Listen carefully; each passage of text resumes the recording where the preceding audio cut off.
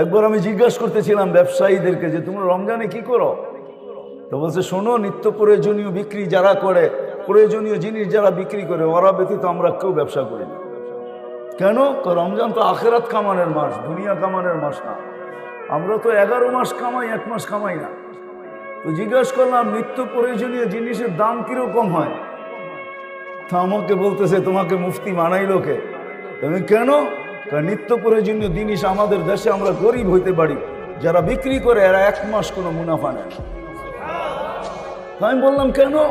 কেন তুমি হাদিসে পড়ো না মুআসাত, সহানুভূতির মাস, আমরা গরিব, আল্লাহ ওয়াদা করছে যে সহানুভূতি দেখাবে রমজানে কর্মচারীর সাথে আর মানুষের সাথে, আমার বান্দাদের সাথে, তার জন্য জান্নাত লেখা দিব। বলছে আমাদের কোনো ব্যবসায়ী যেই দামে কিনা কস্টিং যতটুকু অতটুকু দাম নেয়, কোনো নিত্য প্রয়োজনীয় 1 পয়সা লাভ নেয় না।